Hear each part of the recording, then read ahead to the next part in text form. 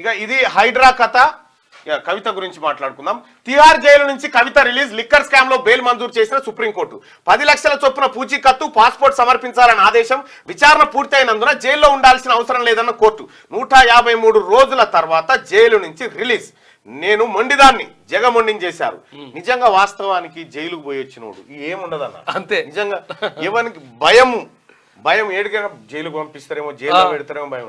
ఆడికి పోయి వచ్చినోనికి ఏముండదు. ఇక జీవితంలో ఒక్కసారన్నా ఒక 10 రోజులన్నీ ఉండిరాలి. నిజంగా చెప్తున్నా. ఎందుకంటే అట్లా తప్పు చేయమని కాదు సుమా, కానీ అవకాశం ఉంటే ఏదన్నా కేసులో గీసులో పెడితే లేదు సార్ నేను జైలుకు పంపిరన్నా. అయితే ఇక్కడ విషయం ఏంటంటే జైలుకు పోయి వచ్చిన వాళ్ళు నిజంగా కవిత గారు చెప్పింది కరెక్ట్. నేను మొండిదాన్ని జగమొండిని చేశారు. జైలుకు పోయేస్తే జగమొండి అవుతారు. నిజంగా చెప్తా ఉన్నాగా. ఇక వానికి ఏ భయం ఉండదు. ఇక ఇదే కేసు, అదే పోలీసులు, ఇదే జైలు కదా, అంతే. ఇక ఇంతకు మించి ఏమైతుండదు కదా అనేటువంటి ఒక పరిస్థితి క్రియేట్ అవుతుంది. తిహార్ జైలు వద్ద భర్త అనిల్ కొడుకు ఆదిత్య కేటీఆర్ తో కవిత. నన్ను ఇబ్బంది పెట్టిన వాళ్ళకు వడ్డీతో సహా చెల్లిస్తా కవిత. జైలు బయట కుటుంబ సభ్యులను చూసి కంటతడి పెట్టుకుంది కవిత. నిజంగా ఒక తల్లికి 5 నెలల కాలం పాటు దూరం చేసింది భారతీయ జనతా పార్టీ. సరే, దూరం చేసింది వాళ్ళే, దగ్గర చేసింది మళ్ళీ వాళ్ళే, మేము కాదంటలేం.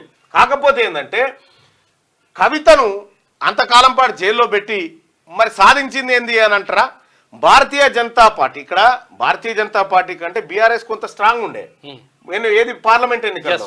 కానీ భారతీయ జనతా పార్టీ గెలుపు కోసం బీఆర్ఎస్ తనకు తాను సూసైడ్ చేసుకుంది. కారణం ఇక్కడ అంతే అక్క, ఈమె రిలీజ్ కావడం కోసం కేసీఆర్ ఎప్పుడో గురుదక్షిణ కార్యక్రమాలు చేసేసిండు.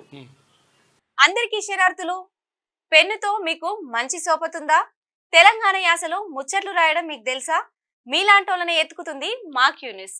మరి ఆలస్యం చేయకుండా మాకు ఫోన్ చేయండి. 8688892608.